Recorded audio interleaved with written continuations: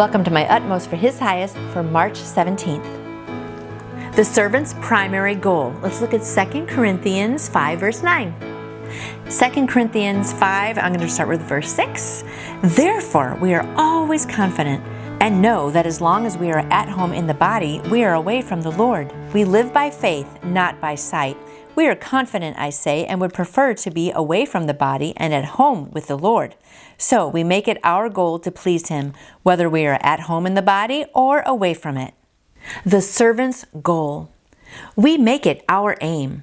It requires a conscious decision and effort to keep our primary goal constantly in front of us.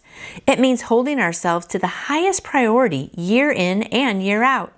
Not making our first priority to win souls or to establish churches or to have revivals, but seeking only to be well-pleasing to Him. It is not a lack of spiritual experience that leads to failure, but a lack of working to keep our eyes focused on the right goal. At least once a week, examine yourself before God to see if your life is measuring up to the standard He has for you. Paul, like a musician who gives no thought to audience approval, if he can only catch a look of approval from his conductor. Any goal we have that diverts even to the slightest degree from the central goal of being approved to God, 2 Timothy 2:15, may result in our rejection from further service for Him.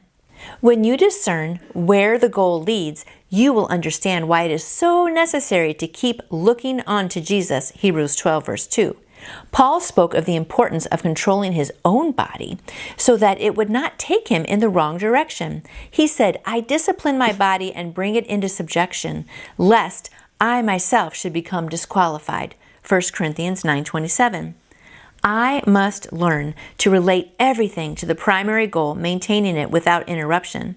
My worth to God publicly is measured by what I really am in my private life. Is my primary goal to please Him and to be acceptable to Him, or is it something less, no matter how lofty it may sound? And it's so easy to have goals that aren't godly, right? We just kind of get caught up in the world and we want to be climbing that ladder and we want to be liked and we want to be loved and we want people to think well of us and we want to have money and we want to have nice home and car and all these kind of things. But what is he saying?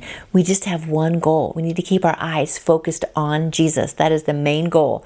Getting into heaven is the main goal in life, and then after we are saved, bringing other people along. So whatever we're doing, our goal should always be trying to spread His word and try to get more people to know about Jesus and to come into the kingdom. And not be selfish and thinking about ourselves and what we want and what might be best for us, but what is best for God and what is the best thing for those around us. That's what we need to keep our focus on. So I hope today you're keeping your eyes on Jesus, and then He will give you some very wonderful goals.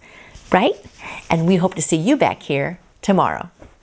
You can order your own copy of the My Utmost for His Highest devotional book by going to utmost.org. And I would love to answer any questions you may have about faith in Jesus.